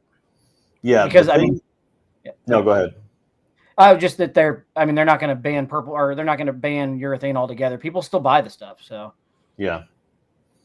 I think the issue is that USBC has to be more careful with it, because the PBA can do whatever they want, and it doesn't affect anybody else but the pros. Yep. Which is a realistic, again, it's a very, very small amount from a percentage standpoint. When the USB-C does something, it affects everybody. Oh, yeah. So the USB-C has to be a lot more careful, a lot more judicious with the decisions that they make. The PBA doing this, who cares? It doesn't affect. I mean, it affects a few hundred people in the country. I'm highly curious what they're going to do. Really. Yeah, in regards to like the U.S. Open and the Masters, for example. Are they gonna be the different ones and let them actually throw the urethane, the old urethane stuff, or what? So they might, just out of spite. Oh, it wouldn't shock me. The PBA kind of when USB-C, ruled what they did against the storm balls that they thought that were too soft. PBA is like, we haven't found a problem. They can use them on our tour. We don't care. Yep. And so the USB-C in this situation thinks, I don't know, that's a little excessive. If you bowl our stuff, you can use them. So I'm still kind of shocked. Go ahead. No, I'm just going to say Chad's definitely the type of person to do that.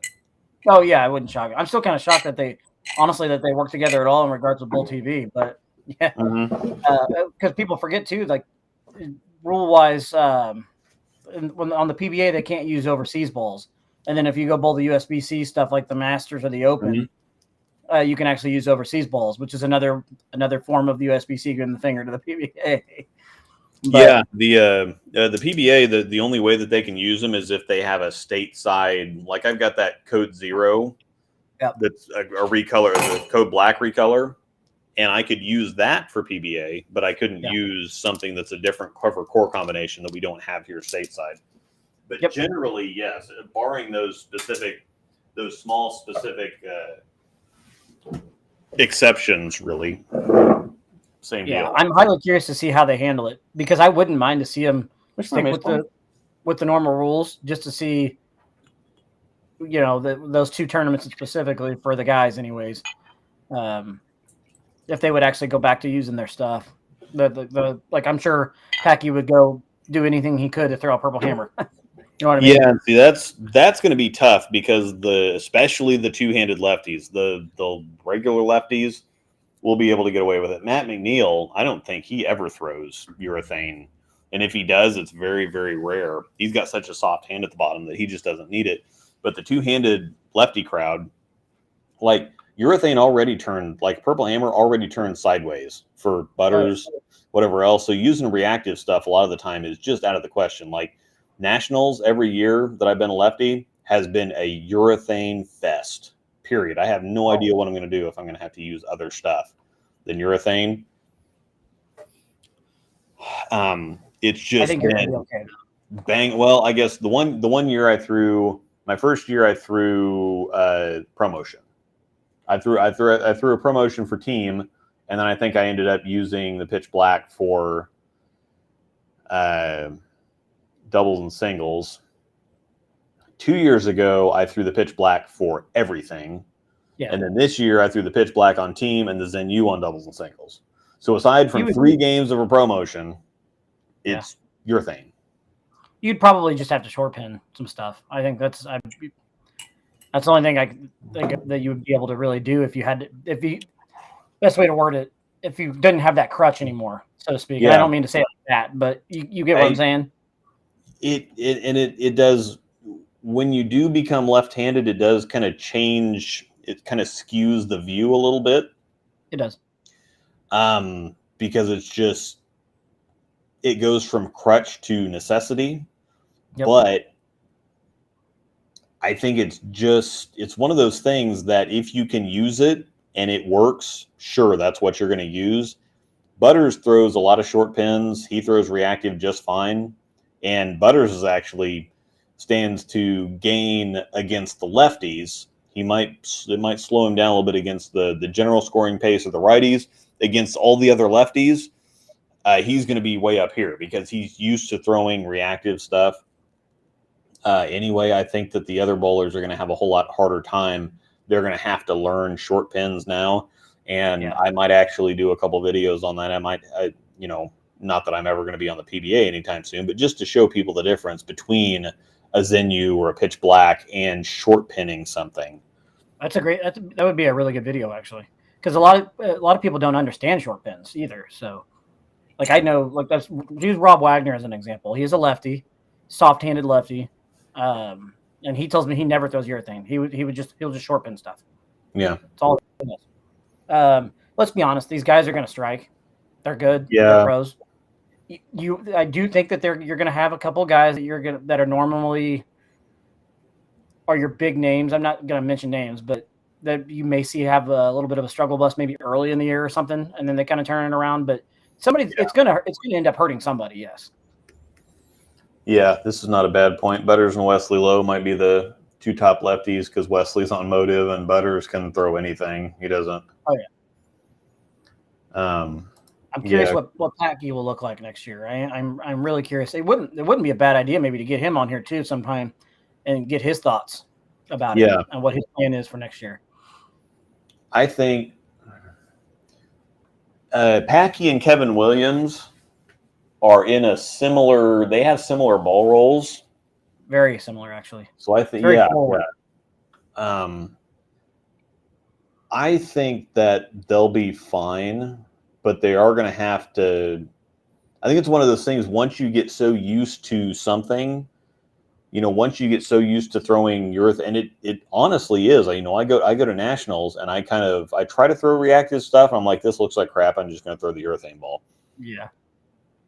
And I think that once you have to think about it a different way, once you have to get off something you're so used to doing, that's the bigger thing than actually. I think once they get adjusted, they'll be fine. The adjustment period might be a little rough because they're just so used to that. I mean, their games are kind of almost halfway built around the Purple Hammer. I don't really want to say it that way because, Packy comes into he throws reactive stuff a lot. He throws different stuff a lot, tough patterns, whatever else. And the Tour KCs, I really don't see him throwing a purple that much. And he'll steamroll you. Yeah, he'll steamroll you with anything. But Purple Hammer is just better. And you've got it. You throw it. Why not throw it? Yeah. It's just one of those things that certain bowlers, again, it's like a motive staffer not throwing a Venom Shock. It's just better. It just does everything that they want it to do. And so while there will be an adjustment period, these guys practice way too much. They've bowled way too much to let something like this slow them down for very long. I think that they are going to have to figure out the left side of the lane is going to be hurting a little bit. I agree with that. They're going to have to figure some stuff out. I don't know what they're going to figure out, but they're going to have to figure some stuff out. The manufacturers are obviously going to do something. I don't know what they're going to do yet. I would think that the manufacturers probably had some kind of early heads up on this before the announcement was made, because that's a big, big change. I mean, it really is. Granted, I know that they don't make all their money off the PBA, but at the same time, they've got to get these guys bowling balls, and they've got to get moving.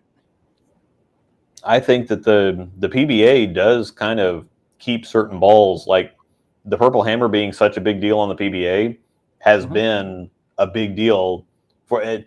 It's not like it used to be, like 20, 30 or 20, 25 years ago. Pros would win with a ball on TV and then you'd have a bunch of people going and buying them. That didn't happen anymore. No, pros sell brands now. They don't necessarily sell certain bowling balls, but in the case of a Purple Hammer, I think they really do. I think the pros actually put and are keeping the Purple Hammer on the map just generally. What I think too, and I think what you said is accurate about brands. Social media has done a lot with that too, though. There's just so much out there with social media that these guys, it's easier to put them around a brand than it is to sell bowling balls. You know what I'm saying? So, somebody answered the short pin question. Yes. And by the way, it did get really old as a motive staffer to only be able to throw Venom Shocks and Jackal Ghosts. Okay. Yeah. It's get old after once in a while because you want to throw the new stuff. But it is that damn good. So. Yeah. So what is the benefit of throwing short pin?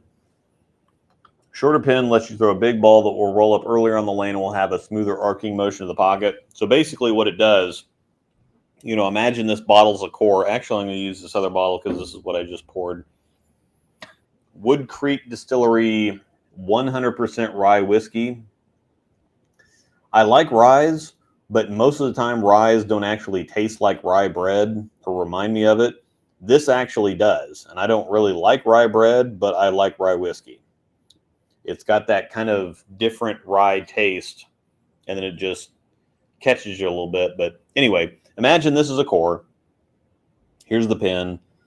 You know, if you have a core, make sure this is on. If you have a core that's rolling end over end, it's not really doing anything. You have a core, so then you do like a 4-inch pin is something like this. So as it's going, it's agitating quite a bit. And so it's a control, basically what it is, it's a controlled wobble that causes the ball to flare, to expose fresh cover to the lane. Once you have a short pin, you're laying the core almost down on its side, and so it's doing this all the way down the lane. And so it's really not, the core is really not engaging or doing much. And so it's just kind of doing this number. So it doesn't flare a whole lot. It will be very smooth. And that's basically, Mo Pennell was always on short pins rather than urethane. The problem with short pins is that they still want to be reactive balls. And so you have to have certain specific balls that you short pin. They're going to be able to handle it. It's usually bigger stuff. Yeah, it's usually bigger core symmetrics. You don't necessarily want ASIMs, but something like a phase 2 would be fantastic as a short pin. Idle Pro would be really good. And then there's other balls like this new Tour Dynamics that we have coming out that's got a very low RG and a very low also differential and intermediate differential. That's something you're not going to have to short pin. Yes. So I think that you're going to see the B7 staffers. We're going to see a lot of Obsession Tours now at 500 grit. And I think you're going to see a lot of Envy Tours too. Yeah, that one, the Envy Tour would be a perfect ball to short pin. Perfect. Mm-hmm. You're going to see a lot of the microcell polymer. And I think our players are going to throw the Tour Dynamics a lot anyway. But I think that this ball, you might see this ball be a perfect short pin ball too. A Jackal Ghost actually would be a good short pin ball. Yeah, Jackal. There are certain ASIM balls that would make good short pins. You got to be a little careful with them because of the asymmetry and how that makes the ball flare. And you could run into problems pretty quick with that. But yeah, generally bigger symmetric balls. An original idle is like the prototypical perfect short pin ball. Oh God, that would be amazing. It would be slow and chugging. Exactly what it would be. It'd look like a spec ball going down the lane. Yeah. Mm-hmm. But I'm telling you, that's exactly what you're going to see. I think you're going to see, obviously you're going to see more reactive this year, but you're going to see you're going to hear the words short pin a lot this year, I think. Wouldn't be the breakdown pair without it, would it? Yeah. It wouldn't be the breakdown pair without it. But no, this has been a fun topic to talk about. I know we talk about urethane a lot on here, but it is a fun topic to debate, and it is cool to kind of speculate and kind of guess on what we think they're going to do this coming year. Because let's be honest, they're all going, what the hell are we going to do? Yeah. I promise you. Because, you have the one hand where it's like, okay, well, we discontinue a purple hammer and a pitch black, and we just make urethane that fits the specs for everybody. Or that's kind of dumb to do that just based on a few hundred PBA bowlers. Yep. So we're going to come at, but there's also a way to market it too.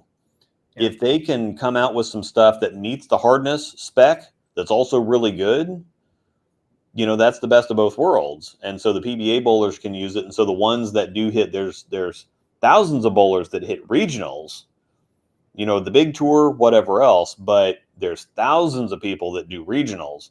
And so if you can have something that actually looks good, that's also legal for regionals, that is not just a special tour issue ball, because that's the other thing, is that they don't want all these bowlers to be throwing stuff that people can't buy on TV. Yeah. That's the general problem that a lot of the manufacturers have, especially with like the tour finals where everybody was a purple hammer or a pitch black for everybody Orange the entire time, except for Belmo shooting 300 with a high road and whatever else he was throwing. Everybody else was throwing. It was a urethane fest for like 4 solid days.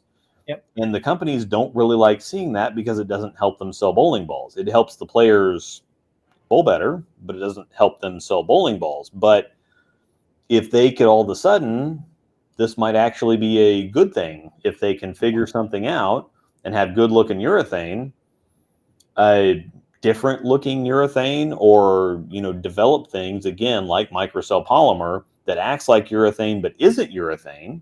This is I think more of an opportunity than something that's a problem. Yeah, I enjoyed the heck out of watching that yellow jacket go down the lane though. That thing is freaking cool. Mm-hmm. I love the bright yellow. So, did you see how giddy Zach Wilkins was when he got to throw the purple now? Did you see his video the other day? Yeah, that was funny. I joined. I'm one of them boys now, or something like that. I don't remember exactly what it was. He was all giddy because he got to throw a purple hammer in a PBA tournament. Yeah.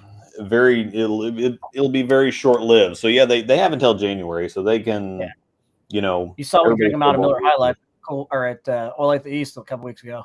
Yeah. 4 cases we went through between 5 of us. Yep. Man, this stuff's It was a lot of fun though. Which that Dagnabbit. was a fun tournament. I hope they continue to do that because that was fun to do a different format like that. We don't get to do a lot of that kind of stuff around here anymore. By the way, we were talking about tougher patterns, and you always seem like the crutch to urethane. Speaking of Swiss trios last year, you actually threw the Cosmos instead of urethane. I was kind of surprised you didn't throw it, to be honest. Yeah, the Cosmos looks so good. Actually, I think it was just a long enough, heavy enough pattern that I could actually get away with it. At Nationals this year, I could have thrown reactive, but the other lefty on the pair had only brought urethane, and so that's why I kind of stuck with urethane. I could have thrown reactive on that, but yeah, the Cosmos looks so good. Yeah, and urethane actually looked bad, believe it or not. You threw it all 12, didn't you? Yeah, I threw it the whole time because I tried urethane in practice. It looked terrible. I threw the ProMotion maybe a shot or two. I think I actually started the first game with the ProMotion, and like 3-4 frames it didn't look good, and so I switched to the Cosmos, and it was just that the rest of the weekend. No, Kenan McFalls he's a free agent. He is a free agent, but he posted a status today, I believe, that was like a hashtag Ebonite thing or something like that. He's probably signing. I think he's been talking to somebody. I think he's been talking to Mike Dole or somebody else. Probably Dole, yeah. Because Dole's down in his area, isn't he? Yeah. Thought it sounds about right. Yeah, it wouldn't shock me if he signs. Not Kenan McFalls. There we go. So, he changed his YouTube banner to Ebonite. Oh. He's selling some Motive stuff. I did see that. He posted some, the eyeballs emoji, hashtag bowl to win, and Ebonite. So I would imagine that means he's joining Team EBI. Yeah. I figured it was coming because, that's pretty much all he was throwing. Yeah. Yeah, he was throwing a big mixture of stuff, and, of course, he's not going back to Storm. No, he's not going to Storm, but or Motive for that matter. Yeah. It's a little unfortunate, his ending to Motive, but because he had just won his first PBA title with him, too. Yeah. Which made it even funnier. And again, but I won't go into detail how that all went down. That's not my job to spill his business out there, but still, Kennan's a good guy. Wish him the best. Yep. Hopefully he's also a cool player. Yeah. Yep. Don't forget, we got to give something away. Yeah. We still got to do that. Yeah. We haven't shipped the other ones out because need to get the correct packaging. Yeah. So we're talking about the breakdown pair ball cup 3D printed ball cups by Scarred Prints. Awesome stuff. Yep. These are you can just kind of throw them around all over the place, and we got a concrete floor here in the basement. I can just chuck it up and do whatever I want to do with it, and if you win, we can personalize one for you if you want one. If you want us to sign them, we can sign them too. Yeah, they personalize them. We can sign them if you want the value to increase by a cent or two. I was gonna say a penny. Yeah. But yeah, and they come in all kinds of stuff. This one's mint. They have he just got all kinds of stuff. All kinds of stuff. You can find SKARD prints on Facebook, and then you can find that. You can get to the website. I do have a code, by the way, that I forgot to mention last time. That's Rosedoll10. So Rosedoll10 gets 10% off of scarred prints, and he's got also some. So he's got some interesting colors. He's also got some more metallic looking stuff. He's got buying new filament. He's got some that do like 3 colors now. He's got something that's really sweet looking like this. They're so cool. The metallic ones, great. Yeah, these are great for working on your own stuff at home, or if you go to bowling centers where you want to put your, a couple balls down by the return. The returns, if you bowl 5-person teams and the return's only big enough to hold, like we go to frickin' Tulsa. Ugh. I mean, Andy B's for team. Yeah.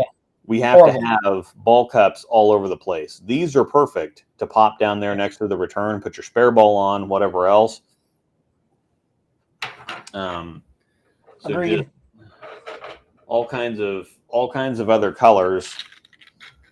I don't remember what colors we're giving away tonight. Yeah, I don't even know yet.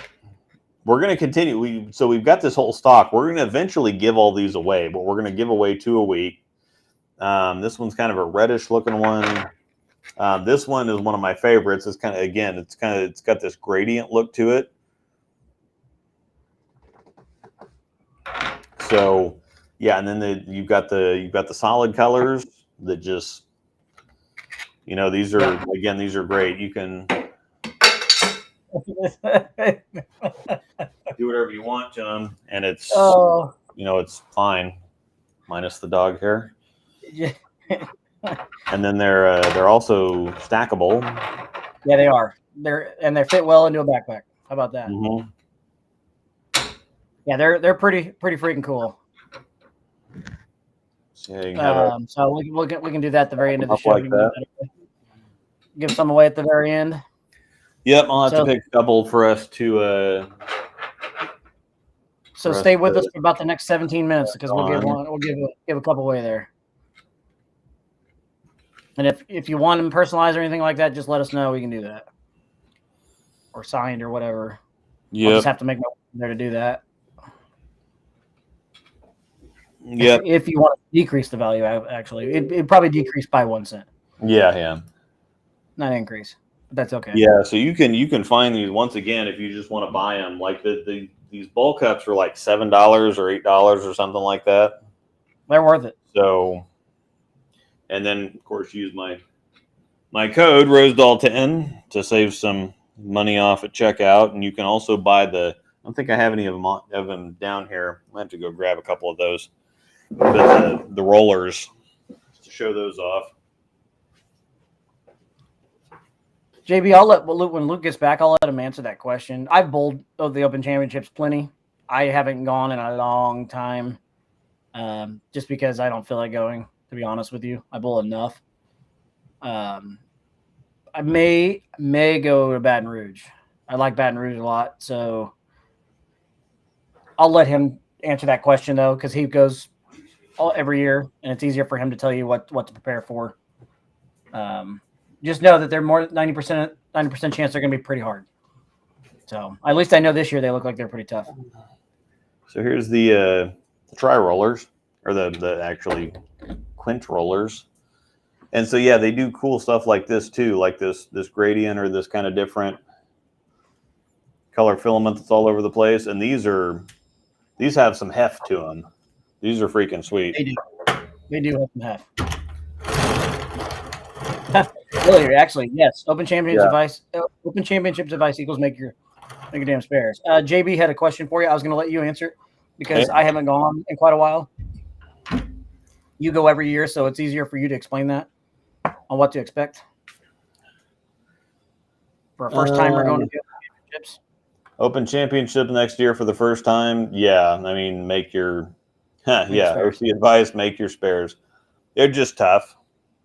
Vegas is a great place to make your first one. I would recommend staying at South Point because they've got like 10 different restaurants. Everything's a one-stop shop. You don't ever have to leave South Point if you don't want. And that way you can be there to watch the stuff, whatever else. I would advise going a couple days early so that you can watch, so that you can just get comfortable with being there. I would definitely bowl the Bowler's Journal so that you can be comfortable with bowling. Now, the Bowler's Journal is in the center and not in the arena. So it's a little different feel. The center feels just like a normal bowling center.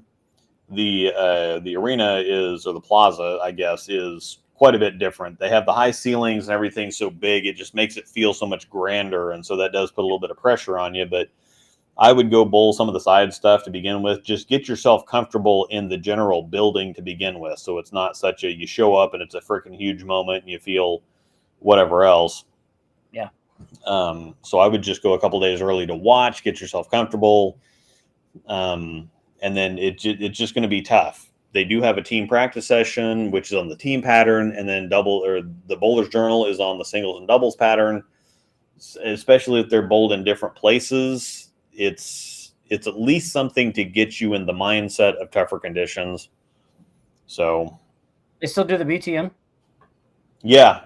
Yep. They still. They got the BTM word on too. the street is that next year is the last year of that, though, because they always have to have it off site. Yeah. So they need to bring back the 40 framer. The 40 framer was badass. I loved the 40 framer. Always did. Andy B's, yuck. Andy B's is. That place just hooks so damn much. Oh yeah, I forgot somebody asked me. I missed one of the questions where somebody asked a while ago about. That might have been on Facebook. Never mind. Andy B's, yuck. Yeah, exactly. Yeah. It's just every time. Step 2, is it discontinued or just out of stock? It is discontinued. I think all the steps are discontinued. This is what somebody was told once they went to buy it. They actually bought it before it was taken off the site, and then they got an email saying this has been discontinued. But they do have a couple new compounds that they put out at Bowl Expo. So we'll have something coming soon on that front. Yeah, the last time I was in Reno and they had the 40 framer, it was definitely off site, but it was like, I'm telling you, this place that they put the 40 framer that year, it was like, I don't remember what year it was. It was not a good area. That's what I'm gonna say. I bowled it once in Reno. Was that 2011? I think it was 2011. Yeah. It was kind of a dump. So that's what I'm gonna say. I just instantly knew what you were talking about. Yeah, it was in like the worst part of town. We had to take a cab to get there, so we all literally took like a triple roller or something, and we pull up, and I'm like, "Where the hell did you just take me?" Yeah, it was not good. So, yeah, it was definitely 2011. Garraway.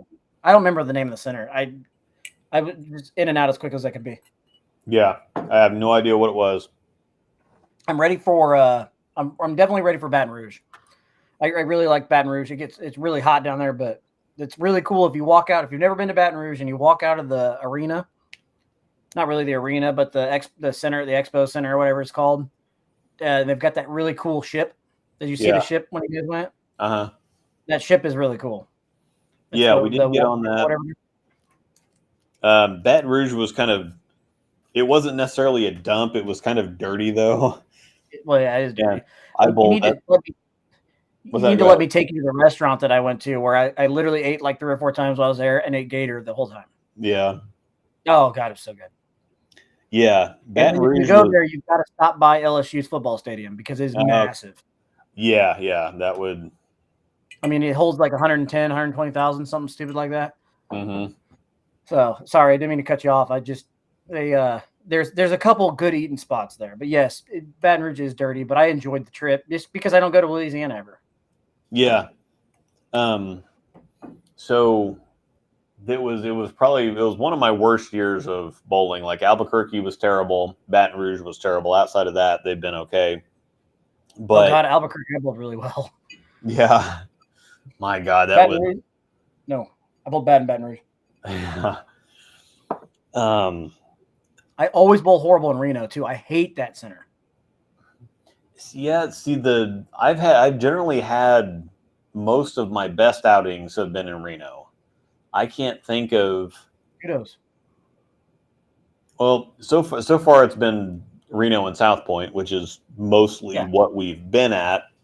Yeah. But in years past, they used to rotate it a whole lot more. So again, been to Reno and Baton Rouge and Albuquerque and El Paso and Syracuse. Syracuse was not good, but Syracuse was a frickin' dumpster. Actually, Syracuse was quite good on brackets. I can't remember. I think I shot. It wasn't anything spectacular, but I think I shot like 550 in team. And then singles and doubles, I didn't have a game under 190, but I didn't have a game over 210. And I made all kinds of money in brackets. I think I tripled up that year. Yeah. In brackets, that was actually very surprising. I miss bowling it. I need to get back to bowling it again. And Chaz asks me every year. Chaz asks me every year. Trevor asks me every year. I mean, honestly, when I go back, it'll probably be with you guys because, like I said, Chaz, I've known Chaz since I was like 7. Yeah. And so I'm going to have to go with my buddy. Mm-hmm. I think this year we're going in the middle of July again. I know that's around Ray Ray's birthday. Yep. It's literally her middle of July is her birthday. Yeah. I can't remember I'll have to get back into the message and see what those dates are. Yeah, because her birthday is Monday of next week. So. Okay. So, I know we don't have a show next week, but happy early birthday to my daughter. She'll be turning 8 years old. And if you haven't seen her, I'm sure most of you watch this all the time. She's been on here and sat up here for a couple times with me. She's my mini-me. Definitely looks like your dad. Looks like your dad with hair. So, all right. Yeah. We've got times booked the 18th and 19th of July. Oh, yeah. I won't be able to go. No way. So. And I'm also I'm going on a cruise in 20. Are you feeling old yet, Huzz? Yeah. Funny you say that because I was just talking to somebody about that today, that the older she gets, the more older it makes me feel. It like doubles up. So, it's like a double punch in the chin. I am going on a cruise in February this year, so that kind of sets me back a little bit. But I'm banking on, as of right now, Baton Rouge. This is my next trip back. Yeah, that's 2025. That's what I'm leaning towards.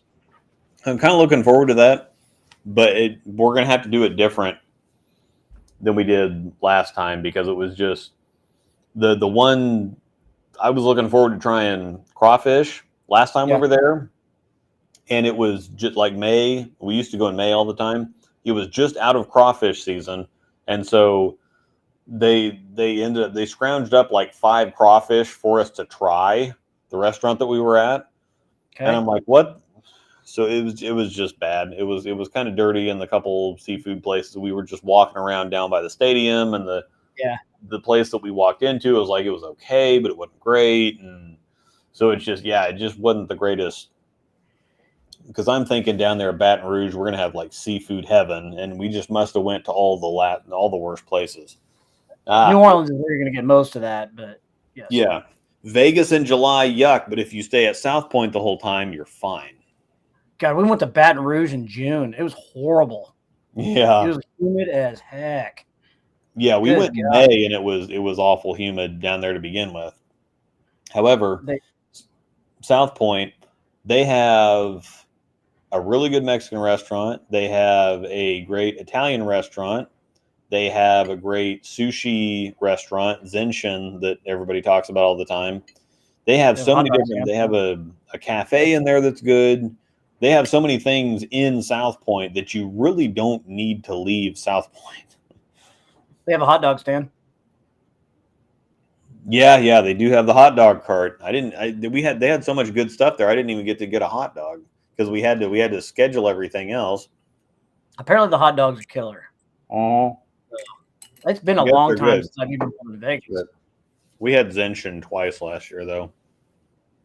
So I used to even travel as a youth bowler. I used to go to Vegas almost every year and bowl the main event. Yeah. You can ask even Brad. You can ask him what his favorite tournament to win to this day, and the kid's won a lot. He's even got at one point in time he had a USBC record. Yeah, for 5-man team.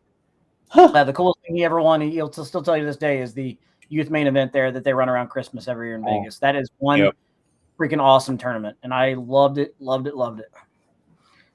Yep. It's cool being in Vegas around Christmas time too, because it's also weird at the same time because we're so used to the cold weather when it's December, and then you get out there, it's like 70, 80 degrees. It's kind of nice. Mm-hmm. But don't forget the deli there too. Oh yeah, the deli. I've heard South Point's got some great food. I have never personally been to South Point. Yeah, Steak and Shake. Yeah, they've got a Steak and Shake. So they do have like easy, regular stuff if you want it. But then they also have a gigantic buffet. We eat that a couple times. I think they have steak and seafood on Friday night or Saturday night or something. They have the seafood buffet. We'll hit the buffet for breakfast. We'll hit it once for a dinner meal, then the Mexican restaurant, then the Italian restaurant, and then Zenshin we'll hit that a couple times because we get sushi and sake, whatever else. Coronado Cafe. Yeah, the Coronado Cafe is great. Sake bombs. Do enjoy me a good sake bomb. Yeah. We need to go eat some Japanese again sometime. It's been a while. Yep. I'm kind of craving it. I actually stir-fried last night. Made some shrimp, noodles, fried rice, the works. But that was on my electric griddle. So it's still not as good as when I cook in front of you, though. Mm-hmm. Somebody said how much? Oh, Robert McGraw. How much is it to stay at South Point? It's usually pretty cheap at South Point. It's usually cheaper than just about anywhere else.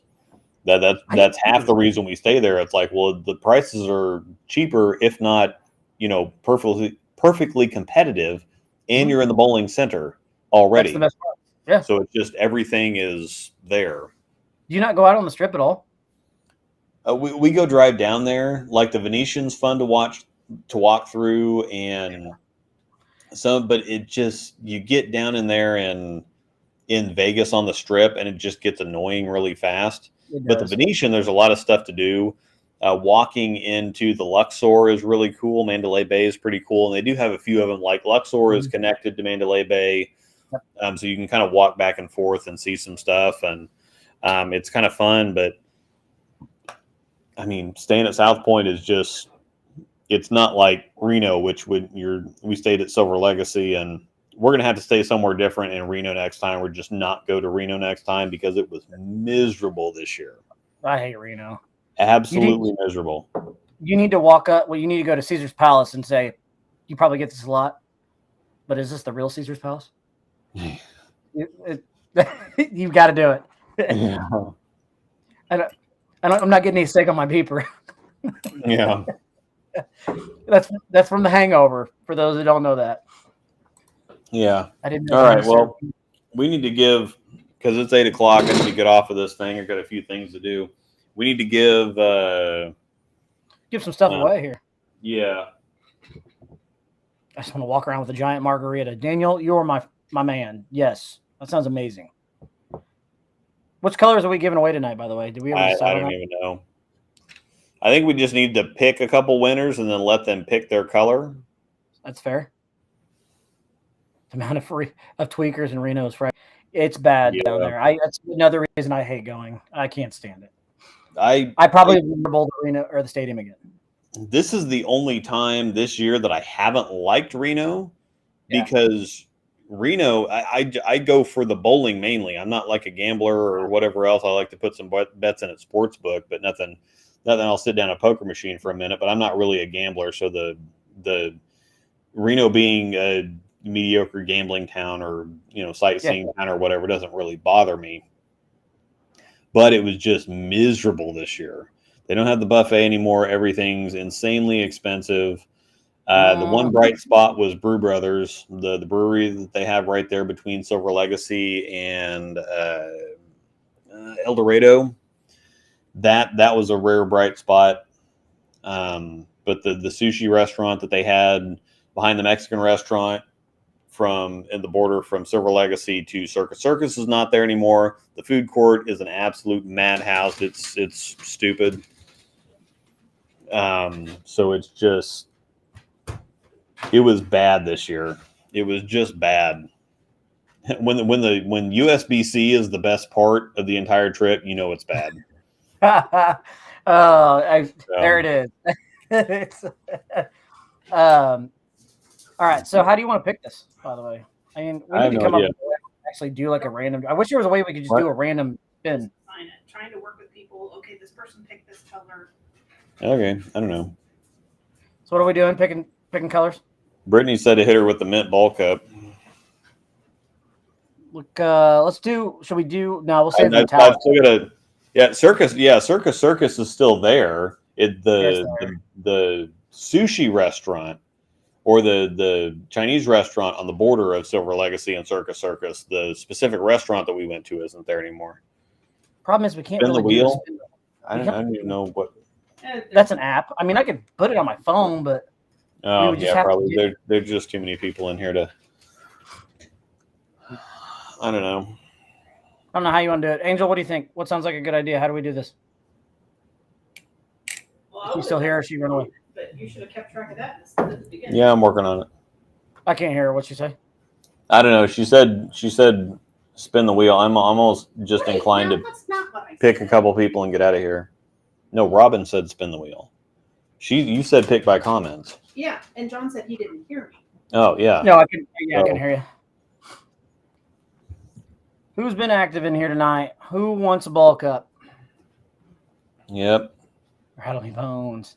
Yep. I'm flying to KCO early next year. Sweet. Go ahead. Let me need to go back in this chat here real quick. I just about knocked my microphone over. That would have been great. Yeah. What's the dog pick? Okay, so I'm going to give the mint one to Brittany because she's been in here all night. She's been here the whole time. Has been in here all night. Yeah, I'm going to give Brittany the mint one.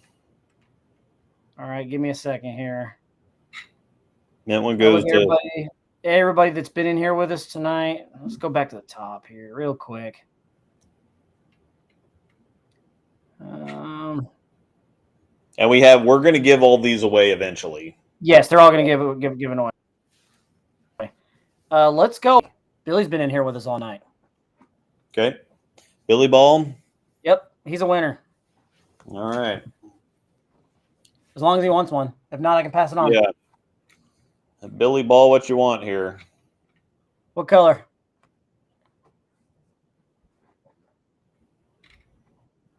Bill, he was with us. I'm a pretty color. Yeah.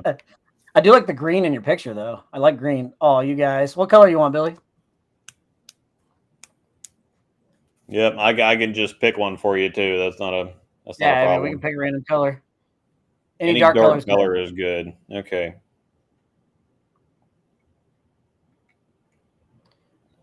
Everybody stay tuned with us in our next episode of the Breakdown Player because we're going to give some more away. I promise. Yeah, we got this dark kind of metallic silver looking one. Dark blue, I don't know. Well, yeah, actually this is kind of metallic bluish purplish. That's one of my favorite. I dig that one. I dig that one. Either that one or the one that's sitting on the ball itself. Yeah. One of those two. Yeah, that one I definitely dig that one. That was pretty cool. I like that gray that you just put down. Yeah. Congratulations to both of you. Kind of a dark. This is like a galaxy color. Metallic blue. Yeah. Metallic blue. There you go. Metallic blue is pretty sweet. Awesome. Congratulations to both of you. You are the new. One, yeah, this is the bluer one. So yeah, we'll do the metallic blue one. You're the new owners of a couple the breakdown pair ball cups. Yeah, Billy. Either our next episode, aren't we delayed a day or possibly or something? I know we're trying to sign off, so. Yeah, Brittany, we can. So, Billy, send us an email at breakdownpair@gmail.com so we can get your shipping info. Yep, get you set up. Okay. Then I have Good the deal. couple mailers ordered. They'll be here tomorrow. Okay. Angel just said that she got the shipping packages bought that we need to ship these in. So the ones that won last time, we'll get that stuff on the way shortly. But yeah, Billy, send us I know who Brittany is, but send us an email at breakdownpair@gmail.com to give us. Actually, Billy just said he'll message you, or he'll message you in Discord. But either way, it doesn't matter. Oh, okay, yeah. So yeah, just message me in Discord. Yeah, that works. Yeah, that's fine. Also, real quick before we sign off, didn't you mention something at one point about our next show possibly being on Tuesday or? Yeah, I think we'll have to figure it out. We'll either do it next Monday. Yep. Or we'll switch days because I got the next 2 weeks from now. I had an uncle die, and we're going to San Antonio for the service or whatever.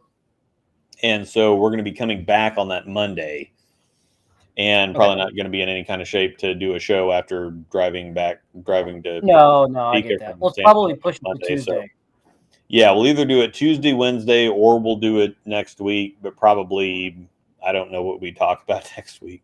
So next week it makes it easier because it's Raylan's birthday's on Monday. So okay, yeah. So we'll do it like the Tuesday or Wednesday or whatever of that week. It just won't be on Monday. That's It'll be 2 weeks, just not that Monday. So totally fine. Ken, with a question like that, as we're signing off, go ahead and just email us to our email address, and Luke can unless you want to answer it now. Yeah, this is a little more involved question than hitting it at the end of the stream here, but something simple and quick. I would email us, and then I can give you a longer answer. But I started with a plastic ball so that I could get kind of the mechanics right without having to try and fight a reactive ball hooking.